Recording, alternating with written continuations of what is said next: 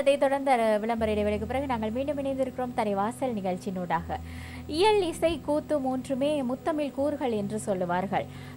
பார்த்தீர்கள் என்றால் கூத்தின் மீள் உருவாக்கம் அது மட்டுமல்ல ஆற்றுகை தொடர்பாகத்தான் இன்றைய தினத்தின் கலந்துரையாடல் கூட அமைந்திருக்க போகிறது. இணைந்து கொள்ளலாம் நம்மவர் பகுதியினூடாக.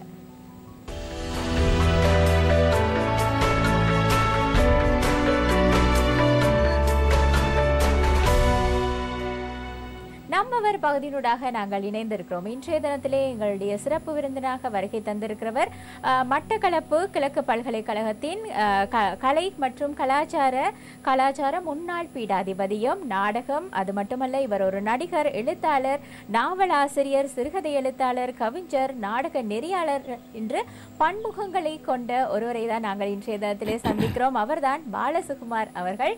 வணக்கம் பாலசுகுமார் அவர்கள். வணக்கம். வணக்கம். உங்களை நாங்கள் அன்போடு எங்களுடைய கலையகத்துக்கு நாங்கள் வரவேற்றுக் கொள்கிறோம். பொதுவாக இன்றைய தினத்திலே உங்களை பற்றி சுருக்கமாக நீங்கள் சொல்லுங்கள். வணக்கம். நான் சேனையூர் கட்டப்பரிச்சான் என்கிற கிராமத்திலே பிறந்தவன். அந்த கிராமம் கலைகளுக்கும் இசை, நாடகம் என்று சொல்லப்படுகிற எல்லா விடயங்களுக்கும் ஒரு அடிப்படையான கிராமம். எங்களுடைய சேனையூர் மத்திய கல்லூரியில் தான் நான் என்னுடைய ஆரம்ப தொடக்கம் காப்போத்து உயர்தரம் வரை கல்வி கற்றேன். அதன் பிற்பாடு யாழ் பல்கலைக்கழகத்திற்கு நான் பட்டப்படிப்புக்காக சென்றேன். அதன் அடுத்ததாக நான் பாண்டிச்சேரி பல்கலைக்கழகத்தில் என்னுடைய உயர்பட்ட படிப்புகளை நான் மேற்கொண்டேன். அதன் பிற்பாடு நான் ஆசிரியராக, பிறகு விரிவுரையாளராக, பிறகு பீடாதிபதியாக, சுவாமி பிலானந்தா அழகியற் கற்கைகள் நிலையத்தினுடைய இணைப்பாளராக, இப்படி பல பொறுப்புகளில் இருந்து நம்முடைய கலை சார்ந்த நடவடிக்கைகளில் நான் ஈடுபட்டவன். நன்றி சார். ஏனென்றால் பொதுவாக நீங்கள் கட்டைப்பரிச்சான் கிராமம் என்று சொன்னீர்கள். அதோடு இந்த கேள்வியும் ஆரம்பித்து விடலாம் என்று யோசித்தேன். பொதுவாக அந்த கிராமத்தில் நீங்கள் வளர்ந்ததினால அல்லது அந்த கிராம சூழல் தான் உங்களை இந்த கூத்து இந்த மாதிரியான கலைகளுக்கு உங்களை ஈர்த்ததா அல்லது ஆரம்பத்திலிருந்து சிறு வயதிலிருந்து உங்களுக்கு அதில் நாட்டம் இருந்தது? இல்லை, எங்களுடைய அந்த சேனையூர் கட்டப்பரிச்சான் என்று சொல்லப்படுகிற அந்த கிராமம் காலங்காலமாகவே இந்த விடயங்களில் கூத்து, இசை, நம்முடைய மரபு சார்ந்த இசை ஆகிய விடயங்களிலே அவர்கள் அதாவது அங்கு நடைபெறுகிற சடங்குகள், மற்றது அங்கு நடைபெறுகிற கலை நிகழ்வுகள், பாடசாலை எல்லாவற்றிலுமே இந்த கலை செயல்பாடுகள் தொடர்ந்து இருந்து வந்தன. என்னுடைய பாட்டனார், என்னுடைய தகப்பனார், என்னுடைய சிறிய தகப்பனார் எல்லோருமே இந்த கூத்து கலைகள், பாரம்பரிய கலைகளிலே ஈடுபாடுடையவர்கள். அதனால் தான் எனக்கு இதன் மீதான ஆர்வமும் ஈடுபாடும் எனக்கு ஏற்பட்டது. ஈழத்து கூத்து மரபு அல்லது கூத்து மீள் உருவாக்கம் இது தொடர்பான உங்களுடைய கருத்து என்ன?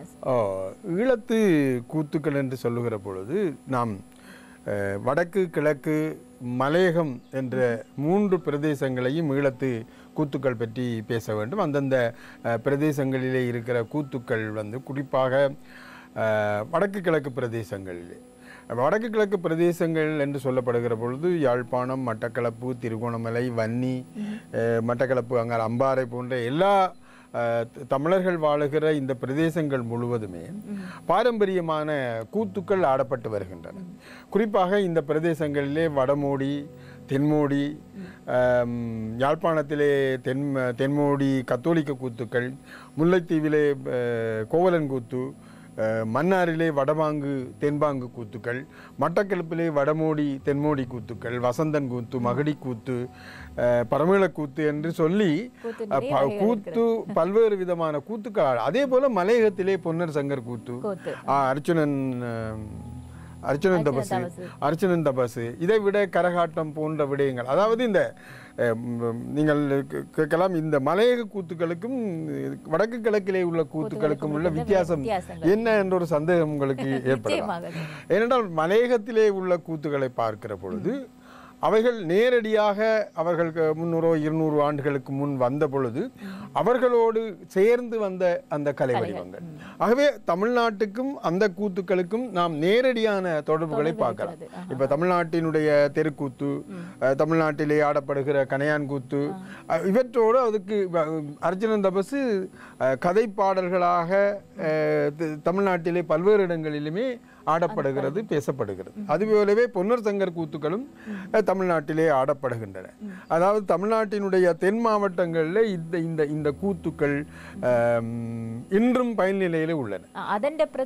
அதனுடைய நேரடியான தாக்கமும் நேரடியான வருகையும் தான் இந்த மலையக கூத்துக்கள். ஆனால் வடக்கு கிழக்கை பொறுத்தவரையில் வடக்கு கிழக்கு கூத்துக்களுக்கும் தமிழ்நாட்டினுடைய நாம் சொல்லப்படுகிற தெருக்கூத்துக்களுக்குமே நிறைய வேறுபாடுகள் காணப்படுகின்றன. வடக்கு கிழக்கிலே ஆடப்படுகிற, குறிப்பாக மட்டக்களப்பு, யாழ்ப்பாணம், வன்னி போன்ற பிரதேசங்களிலே ஆடப்படுகிற கூத்துக்கள் அது எந்த காலத்திலே அவை இங்கு உருவாகின என்பதற்கான எந்த விதமான சான்றுகளும் இல்லை. அது காலங்காலமாக அந்த கூத்துக்கள் ஆடப்பட்டு வந்திருக்கின்றன. ஆனால் தமிழ்நாட்டிலே சொல்லப்படுகிற மகாபாரத கதைகளும் ராமாயண கதைகள் அவற்றை தாண்டி பல்வேறு விதமான நாட்டார் கதைகள், குறிப்பாக கண்ணகி பற்றியதான கதைகளும், இப்படி பல்வேறு விதமான கதைகள், குறிப்பாக நாம் சொல்ல தமிழ்நாட்டிலே கோவலன் கூத்து இல்லை, ஆனால் கோவலன் உடுக்கடி பாடல்கள், கோவலன் கதை என்பன எல்லாம் தமிழ்நாட்டிலே இருக்கிறது. ஆனால் கூத்து வடிவமாக பார்க்கிற பொழுது முல்லைத்தீவிலே கோவலன் கூத்து இருக்கிறது. அதே போல தமிழ்நாட்டினுடைய ஆட்டம் அல்லது தாளக்கட்டு ஆகியவற்றுக்கும் நம்முடைய கூத்துக்களினுடைய, அதாவது வடக்கு கிழக்கு பிரதேசங்களிலே யாழ்ப்பாணம், மட்டக்களப்பு, திருகோணமலை பிரதேசங்களிலே காணப்படுகிற கூத்துக்களுக்கும் ஆட்ட முறைமையிலும் சரி, அதனுடைய இசை வடிவத்திலேயும் சரி நிறைய வேறுபாடுகள். ஏனென்றால் நான் பாண்டிச்சேரியிலே படிக்கிற பொழுது அந்த தமிழ்நாட்டு கூத்தை பழகியவன், தமிழ்நாட்டு தெருக்கூத்தை பழகி ஆடி இருக்கிறேன். அதே போல தமிழ்நாட்டினுடைய பல பகுதிகளுக்கும் நான் பயணம் செய்யக்கூடிய வாய்ப்புகள் எனக்கு ஏற்பட்டன. அப்ப அங்க அதனுடைய சில விடயங்களையும் நீங்கள் கற்று தேர்ந்திருக்கிறீர்கள். பொதுவாக இந்த ஈழத்தமிழர்கள் அந்த கூத்துக்கும் இப்பொழுது இலங்கையில் இருக்கக்கூடிய கூத்துகளுக்கும் என்ன வித்தியாசம், அது வேறுபாடு எதுவும் இருக்கிறதா அல்லது? இல்ல, தமிழ்நாட்டு கூத்துக்கும் ஈழத்தமிழர்களுடைய, ஆமா, தமிழ்நாட்டினுடைய கூத்துக்களும் ஈழத்தமிழர்களுடைய கூத்துக்களுக்கும் வேறுபாடுகள், ஆட்ட முறைமையிலேயே வேறுபாடுகள், பாடல்களிலேயே. உதாரணமாக தமிழ்நாட்டினுடைய கூத்துல ஒரு பாத்திரம் அல்லது ஒரு பாத்திரம் வருகிற பொழுது அது இப்படி அந்த தாளக்கட்டு இப்படி வரும். தாகத்தோதிம் தாதிமி தக தாக தாகத்தோதிம் தத்தை தாகத்தோதிம் தாதிமி தக தாக தாகதோ தின்மத்தை தானானே தன்ன பாருங்க கட்டியக்காரன் வாரானே தன்ன பாருங்க. இது கட்டியக்காரன் வருகிற பொழுது தமிழ்நாட்டு கூத்து. தானானே தன்ன பாருங்க கட்டியக்காரன் வாரானே தன்ன பாருங்க தன்னன்ன தானன்ன தானன்ன தன்னன்ன தன்னன்ன தானன்ன தானன்ன தன்னன்ன. இப்படி தமிழ்நாட்டு கூத்தினுடைய தாளக்கட்டுக்கள் அமைந்திருக்கிறது. ஆனால் நம்முடைய ஈழத்து கூத்துக்களுடைய தனித்துவம் என்று பேசுகிற பொழுது குறிப்பா மட்டக்களப்பிலும் யாழ்ப்பாணத்திலும் அல்லது மட்டக்களப்பினுடைய வடமோடி கூத்து என்று பார்க்கிற பொழுது அதனுடைய தாளக்கட்டு பாடல் வித்தியாசமா இருக்கு. உதாரணமாக ஒரு அரசனுடைய வரவு என்று பார்க்கிற பொழுது அதனுடைய தாளக்கட்டை பார்த்தோம். தாகிட தரிகிட திம்மி தகம் தாதாகிட தாகிட தோம் தரித தாகிட தரிகிட திம்மி தகம் தாதாகிட தாகிட தோம் தரி தத்தோமி தாகிட ததுமி தரிகிட தைத்த தாகிட தரிகிட திம்மி தகம் தாதாகிட தாகிட தோம் தரி தக தக தக தக திகு திகு திகு திகு தக தக தக தக திகு திகு திகு திகு தக தக தக தக திகு திகு திகு திகு தளாங்கு தி தக தக த திங்கிணதோம் தக த திங்கிணதோம் தக த திங்கிண தக தாம் தாம் தக தாம் தரிகிட தக தாம் தாம் தக தோம் தரிகிட தக திம் தானதில்லா நாதோம் தரி திம் தானதில்லா நாதோம் தரி தச்சோம் தோம் தரி தகத திங்கிணதோம் தச்சோம் தோம் தரி தகத திங்கிணதோம் தெய்யா திமிதக தொங்க தரிகிணதோம் தெய்யா திமிதக தொங்க தரிகிணதோம் தளாங்கு தித்தக தகத திங்கிணதோம் தகத திங்கிணதோம் தகத திங்கிணதக ராஜராஜ ராஜர் போற்றும் ராஜமகா ராஜன் வந்தான் ராஜராஜ ராஜர் போற்றும் ராஜமகா ராஜன் வந்தான் ராஜதீரன் கொலுவில் வந்தானே தகதிகதா திமிதக தெய்தக தாக தெய்யத்தா தளங்கு ததிங்கன. அந்த சொல்வதிலே ஒரு பெரிய ஒரு கம்பீரம் இருக்கிறது. அந்த வித்தியாசங்கள் வந்து இலகுவாக புரிந்து கொள்ளக்கூடிய வகையிலே இருக்கிறது. நீங்கள் பொதுவாக ஈழ தமிழர்களுக்கு என்று ஏதாவது செய்திருக்கிறீர்களா? அதாவது அவர்களுக்கு கற்பிக்கக்கூடிய ஏதாவது ஒரு கூடங்களை அமைத்து பயிற்சி பட்டறைகள் ஏதாவது செய்து கொண்டிருக்கிறீர்களா?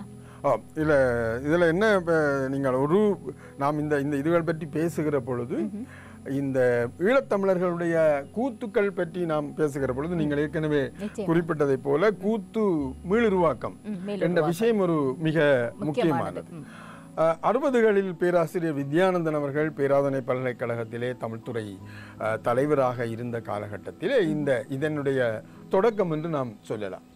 அந்த காலகட்டத்திலேயே சிங்கள மரபிலே பேராசிரியர் சரச்சந்திர போன்றவர்கள் சிங்கள கூத்து மரபுகளை அடிப்படையாக கொண்ட பல்வேறு விதமான அழிக்கைகளை அவர்கள் பெர்ஃபார்மன்ஸை அவர்கள் செய்கிறார்கள். குறிப்பாக மனமே, சிங்கபாகு, சொக்கரி, அந்த அவர்களுடைய மரபு சார்ந்த அரங்க முறைமைகளிலே அவர்கள் ஈடுபட்டுகிற பொழுது பேராசிரியர் வித்யானந்தன் அவர்கள் ஈழத்தமிழர்களுக்குமே தனித்துவமான மரபுகள் இருக்கின்றன, கூத்து மரபுகள் இருக்கின்றன. அவற்றை நாம் இந்த வெளி சமூகங்களுக்கு பேராசிரியருக்கு முன் பின் என்று பார்க்கிற பொழுது அது இன்று வரை தொடர்ச்சியாக கிராமங்களிலே இன்றைக்கும் அது தொடர்ச்சியாக ஆடப்பட்டு வருகிறது. அது வடக்கு கிழக்கிலே மலையகத்திலும் அது தொடர்ச்சியாக ஆடப்படுகிறது. குறிப்பாக வடக்கு கிழக்கிலே இன்றைக்கு அது தொடர்ச்சியாக ஆடப்பட்டு வருகிறது. ஆனால் பேராசிரியர் வித்யானந்தன் என்ன செய்தவர் என்ற ஒரு கேள்வியை நாம் முன்வைக்கிற பொழுது அவர் இந்த கூத்துக்கள், அதாவது கிராமங்களிலே ஆடப்பட்ட கூத்துக்களை இந்த படித்தோர் மத்தியிலே நகரங்களுக்கு அவர் கொண்டு வரார். அப்போ கிராமங்களிலே கூத்துக்கள் ஆடப்படுவது விடிய விடிய ஆடப்படுகிற மாலை 6 மணிக்கு தொடங்குகிற கூத்துக்கள் அதிகாலை 6 மணிக்கு தான் முடிவடை. அது அந்த கதை சில வேளை நாள் கூத்து என்று சொல்வாங்க. தொடர்ச்சியாக 3 நாளைக்கும் கூத்து நடைபெறும், ஒரே கதை. இப்போ மகாபாரதத்தில் வருகிற கதை அப்போ தொடர்ச்சியாக அது தமிழ்நாட்டிலும் இத்தகைய மரபு காணப்படுது. அப்போ இத்தகைய கூத்துக்களை எப்படி இந்த நகர மயப்பட்ட இடங்களுக்கு கொண்டு வருவது அல்லது ஒரு பரவலாக்கப்பட வேண்டும், எல்லாரும் அறிய வேண்டும் என்ற வகையிலே வெறுமனே கிராமங்களில் மாத்திரம் ஆடப்படுகிற கூத்துக்களாக இல்லாமல் அவை பரவலாக எல்லோருக்கும் கொண்டு செல்லப்பட வேண்டும் என்ற அடிப்படையில் தான் 60களிலே பேராசிரியர் வித்யானந்தன் அவர் இது பற்றி தேடல் உடையவராக இருக்கிறார். எல்லா இடமும் போறார். யாழ்ப்பாணம், மட்டக்களப்பு, மன்னார், முல்லைத்தீவு, எல்லா இடங்களுக்கும் சென்று கூத்துக்களை அவர் பார்க்கிறார். அப்படி பார்க்கிற பொழுதுதான் பேராசிரியர் வித்யானந்தன் வந்தாறுமுலை, அப்பொழுது மகாவித்யாலயம், இப்பொழுது பல்கலைக்கழகமாக இருக்கிற இடம், அப்பொழுது வந்தாறுமுலை மத்திய கல்லூரி, அதிலே இன்றைக்கு பேராசிரியராக இருக்கிற பேராசிரியர் மௌனகுரு ஒரு மாணவனாக ஒரு கூத்திலே ஆடுகிறார். அந்த அர்ச்சனன், நான் நினைக்கிறேன் அர்ச்சனன் தபசு என்கிற கூத்து. அப்போ அதை பார்த்து வருகிறார் அவர், இதை தேடுகிறவருக்கு. அப்போ அந்த ஆட்டம் அவருக்கு மிக பிடித்து போயிடுச்சு. அதாவது அதை பார்த்து அவர் அதன் பிற்பாடு பேராசிரியர் மௌனகுரு பேராதனை பல்கலைக்கழகத்துக்கு மாணவனாக வருகிறார். அப்ப அந்த எண்ணமும் இந்த எண்ணமும் இணைகிற பொழுதுதான் கூத்துக்கள் பேராதனை பல்கலைக்கழகத்திலே தமிழ் நம்முடைய ஈழத்து கூத்துக்கள் மேடையிடப்படுகின்றன. குறிப்பாக ராமநேசன், வாலிவதை, நொண்டி நாடகம், கர்ணன் போர் என்று சொல்லப்படுகிற பல்வேறு வகையான கூத்துக்களும் பல்கலைக்கழக மாணவர்களை வைத்துக் கொண்டே பேராசிரியர் வித்யானந்தன் தயாரிக்கிறார். அவர் பேராசிரியர் வித்யானந்தன் தயாரிக்கிற பொழுது இன்றைக்கு பேராசிரியர் இருக்கின்ற சண்முகதாஸ் அவரும் கூத்துக்களிலே ஆடுகிறார். அதேபோல பலர் அந்த பல்கலைக்கழகத்திலே படித்த பலர் கிராமங்களில் இருந்து வந்தவர்கள் இந்த கூத்துக்களிலே ஆடுகிறார்கள்.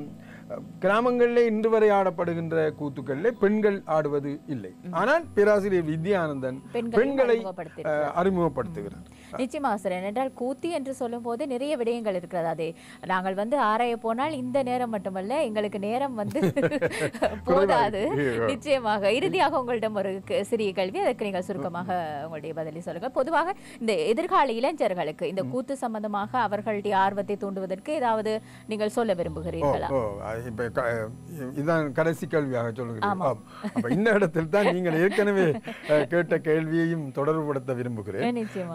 இந்த நீங்கள் என்ன செய்கிறீர்கள் என்று, அதாவது என்னுடைய மகள் 2004ஆம் ஆண்டு சுனாமியிலே இறந்தவர். அவருக்கு இறக்கும் பொழுது 14 வயது. அவர் இந்த கூத்துக்கள் எல்லாவற்றையுமே பயின்றவர். ஆகவே அவருடைய நினைவாக நான் சேனையூர் கட்டப்பொறிச்சான் பிரதேசத்திலே ஒரு அனாமிகா கல்ச்சரல் சென்டர் ஒன்றை உருவாக்கி இருக்கிறேன். அது நூலகமாகும், கம்ப்யூட்டர் யூனிட், அதே வேளையில் பின்னாடி களரி கட்டி இருக்கிறேன், நிரந்தரமான கூத்தாடுவதற்கான களரி. ஆகவே கூத்துக்கான பயிற்சிகள் எதிர்காலத்திலே இளைஞர்கள் இவற்றிலே ஈடுபட வேண்டும் என்ற நோக்கம்.